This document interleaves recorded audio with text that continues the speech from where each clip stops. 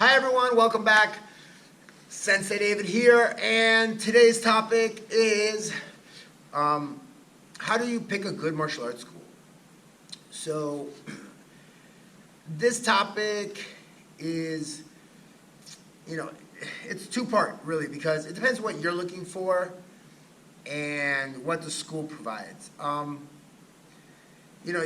Picking a good school or finding a good instructor is not easy. Maybe they're out of your reach, maybe you just don't know what you're looking for or what you want, but these are the things that I tell people. At the end of the day, the quality schools will do things like not keep you inside a bubble. We're a competitive school, so my dojo, we are a traditional Japanese dojo, but we actually do attend a lot of tournaments. So we try to balance the three aspects, you could say, where it's the self-defense, the competitive tournament style, as well as not losing some of the traditional culture of karate.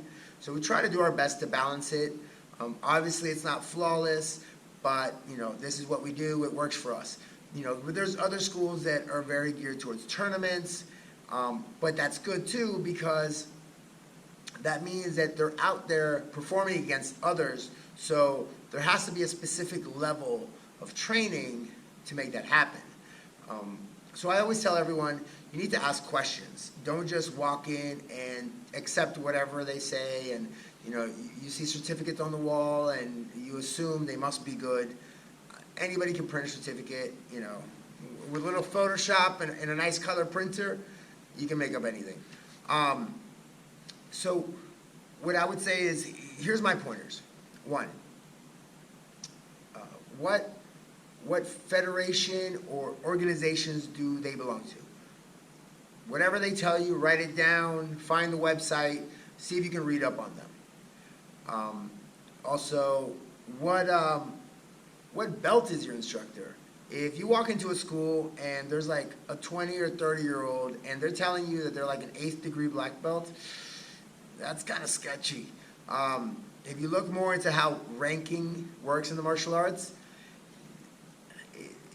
they should be like 80-year-old guy or something, or 70, they should be much older to be a higher rank. Also, who's teaching the classes? If you walk in and you see there's a bunch of 14, 15, 16-year-olds, just a bunch of teenagers teaching class, it's probably a recreational school. Regardless of what rank they might be wearing, black belt, 1st, 2nd, 3rd degree, whatever it may be, they probably don't have the life experience of a quality school. Usually in a quality martial arts school, there will be an older instructor and then other black belts below that don't have as much experience but have some experience, or they're still up and coming in their practice. So those are my pointers. So obviously check what organizations they belong to. Ask about rank. Ask about style. Ask them what style is this, and if they say, oh, well, this is a combination of this, I'm not saying that it's bad, but look a little more into it. Sometimes there's people that have combined or created their own style because they did a little bit of boxing, a little bit of karate, a little bit of jiu-jitsu, and they didn't really master any of them, and they just built whatever they wanted to do as their own style. So be wary of it. I'm not saying that there aren't programs that are really good, but do your homework before. Another one is, do they go to competitions? Do they go to tournaments? And I don't mean that do they have their own tournament once a year for their own students. Do they leave the state? Do they leave the country? Do they travel for competitions? Usually schools that do this are investing time and money and the possibility they might look bad in front of the parents and the clients, which are the students. So usually schools that will do this, they may not be the best, but they're definitely putting in work to become the best. So I always think that that's a big plus, and that's regardless of sport. If you're willing to put yourself out there, then obviously you're trying. So let's go back. So ask questions about Federation.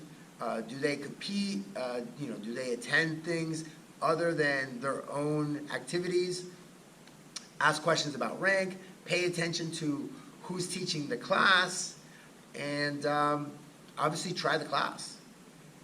At the end of the day, sit down, watch the class, see if it works for you or for your child, and ask if they can try it. 1, 2, 3 classes. Some people offer one trial class or a week free. There's different circumstances, but definitely try the class before signing up for anything. Another one that I would say is make sure you're comparing to other schools. Sit down before you even try it. Sit down and go to maybe 3 schools, 5 schools would be even better, and just compare what just one of their classes. And I would not suggest you watch a beginner's class. I would suggest you watch a more advanced class. Most white belt classes are probably a combination of fun and learning, regardless of where you're at, because the students are brand new, so we don't want to scare them away either. Even a very tough dojo might have more games and fun activities involved for white belts versus, say, their brown belts or black belts. So it's smart to just sit down and watch a class, preferably intermediate, advanced class, just to see how the instructor interacts and how engaged they are with the students. Do they explain why they do things, or do they just say, here, throw the punch, and it is because I said it is?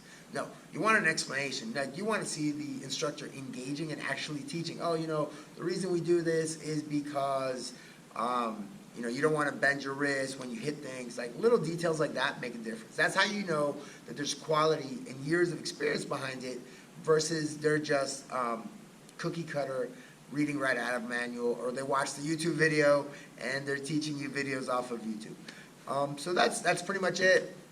So good luck with your search. If you have any questions, shoot me a message and leave me a comment down below.